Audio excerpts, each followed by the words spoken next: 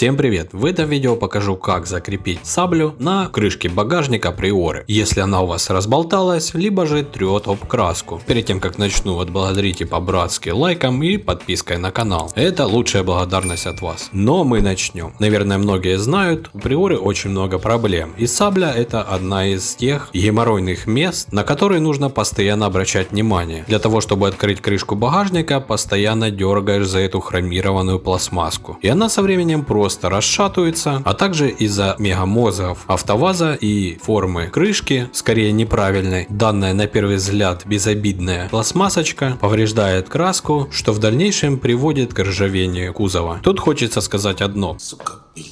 Попали в десятку. Название причиндала соответствует тому, чтобы снимать краску на багажнике. Вы со мной согласны? В общем, с первого взгляда совершенно непонятно, как же ее закрепить. Но когда она разболтана, можно увидеть болты, на которых она закрепляется. Чтобы их подтянуть, необходимо снять карту двери. Для этого вам понадобятся пластмассовые совочки, которыми она с легкостью снимается. Но настоящие мужики делают все руками. Тем более в ВАЗе все держится на соплях. Думаю, здесь вы со мной будете солидарны. Итак, включаю очумелые ручки, одним мгновением все отстегивается. Вот так выглядят клипсы, на которые крепится карта. Так как сняли, советую сразу же их посмотреть. Обычно 1-2 найдете поврежденных. Довели страну, дерьмократы! Желательно сразу подшаманить, чтобы у вас не тарахтело. А так выглядит поддверное царство. Замки, троса и так далее. Но самое главное, что нас интересует, это болты, которые натянут нашу саблю. Их всего 4. Для того, чтобы подтянуть, понадобится трещотка или накидной ключ. Если не ошибаюсь, на 10. Для того, чтобы подтянуть, с внешней стороны двери необходимо надавить на саблю, чтобы она села на свое место. Ну а с внутрянки уже закручивать гаечку. Также обратите внимание на один маленький момент. Чтобы не царапала краску, обычно наклеивают наклеечку. При любом движении пластмасски она трется об наклейку, а не об краску. Но есть еще один вариант, которым я давно уже пользуюсь. Крышка у меня еще не в одном месте не поржавела, значит способ хороший и работает. Для этого необходимо подложить гаечку между кузовом и саблей. При желании можно положить две. Выглядеть это будет так: шляпка болта, шайба, зацеп сабли, еще одна шайбочка, далее болт проходит через крышку багажника, где еще одна шайбочка и гаечка. При желании для самых максималистов можно еще одну гаечку поставить. Но имейте в виду, при таком раскладе есть и минусы. Сабля будет немного не на своем месте, может быть маленький люфт, но, как говорится, и к одному, и ко второму мы уже привыкли. На этом видео подходит к концу. Спасибо всем, кто досмотрел до конца. Желаю удачи, до новых встреч, пока-пока.